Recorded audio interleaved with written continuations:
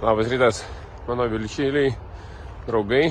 Šiandien mes turim vasario 6. Iš tiesų yra labai gražus oras.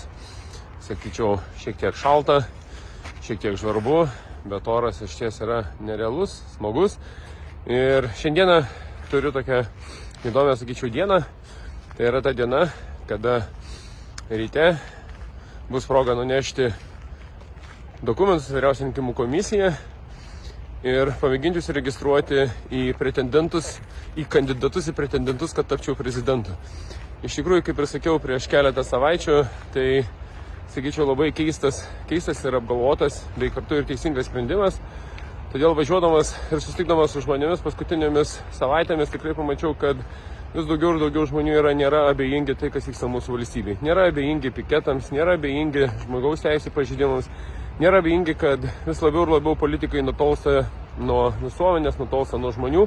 O kas įdomiausia, kad didžioji dalis mano pažįstamų, mano kolegų politikų rodo vadinamą cinizmą. Rodo cinizmą, kur atrodo kartais verčiasi per kraštus, kada į Lietuvos sostinę Vilnių suvažiuoja 2000 ūkininkų, suvažiuoja 1500 žemės ūkio technikos ir žemės ūkio sektorius Lietuvoje ekonomikos prasme yra praktiškai antras, trečias.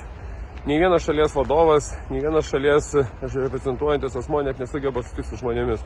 Todėl, mėlyjei, šiandieną, kaip ir prieš 2 savaitės, sakiau, teikiu savo kandidatūrą, teikiu jau dabar dokumentuose, tikiuosi, kad Vyriausioji rinkimų komisija ją patvirtins ir po kelių savaičių mes jau iš esmės galėsime pradėti žygį link prezidento posto.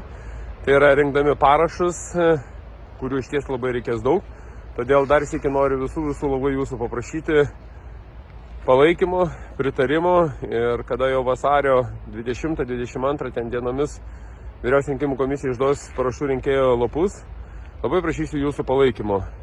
Kas nesate abejingi man, kas nesate abejingi mano vykdomai politikai, bei tie, kurie pritarėte mano rinkiminės kompanijos uždaviniams, tikslams, bei mano komandos uždaviniams ir tikslams atliekamiems darbams, labai visų prašysiu palaikymo ir pritarimo. Na ką, mėlyjei, tikėkime, kad šiandieną, vasario 6 dieną, sėkminga diena bus mums ir tikiuosi, kad su jūsų bendra pagalba mes įveiksime tą pirmą etapą, o antras etapas jau laukia po vasario 20. Na ką, iki susimatymų.